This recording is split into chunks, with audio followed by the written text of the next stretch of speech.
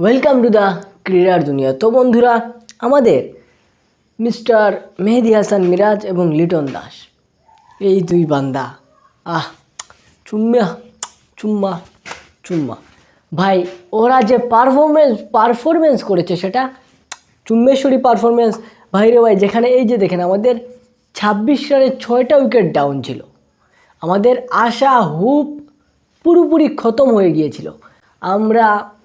আপনি কি ভাবতে পেরেছিলেন যে এরপরও আমরা কত রান করলাম? 262 রান করা সম্ভব বাংলাদেশের মতো টিমের পক্ষে?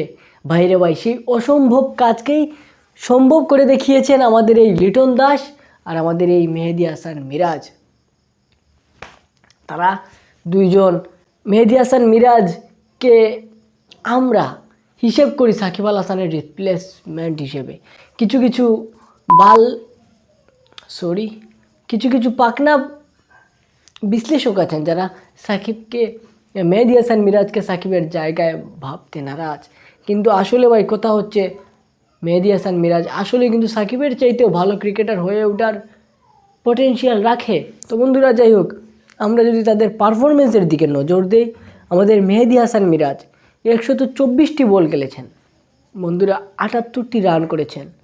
এর আগের ম্যাচেও ফার্স্ট ইনিংসে 78 রান করেছিলেন, আই থিঙ্ক সো। তো বন্ধুরা, উনি 4 মেরেছেন 12টি এবং ছক্কা মেরেছেন 1টি।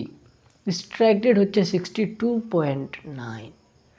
বাইরে ভাই, চুম্বেশ্বরী পারফরমেন্স আহামরি। হ্যাঁ, অনেকের চোখে লাগতে পারে যে এটা আহামরি কী এমন পারফরমেন্স, কিন্তু যেই জায়গায় বসে যে পিচে এই পারফরমেন্সটা করেছেন তার জন্য অবশ্যই বলতে হয় চুম্বেশ্বরী পারফরমেন্স। তো বন্ধুরা, এরপর আমরা আসি লিটন দাসের দিকে। লিটন দাস পুরো ম্যাচের কায়াই পাল্টে দিয়েছিলেন বন্ধুরা। লিটন দাস 228টি বল খেলেছেন, 228 বল, প্রায় 40 ওভারের কাছাকাছি। তো বন্ধুরা, 228 বলে 138 রান করেছেন, 13টি 4 মেরেছেন, 4টি ছক্কা মেরেছেন। আর এটা লিটন দাসের 4র্থ টেস্ট সেঞ্চুরি। 60.53 ছিল ওনার স্ট্রাইক রেট। ভাইরে ভাই, লিটন দাসকে নিয়ে ট্রল কিন্তু কমও হয় নাই। লিটন দাস কত বড় সম্পদ বাংলাদেশ ক্রিকেটের, সেটা আরও একবার তিনি আমাদেরকে বুঝিয়ে দিয়েছেন। তো আপনাদের কাছে মেহেদী হাসান মিরাজ এবং লিটন দাস দুইজনের পারফরমেন্স বন্ধুরা কেমন লেগেছে?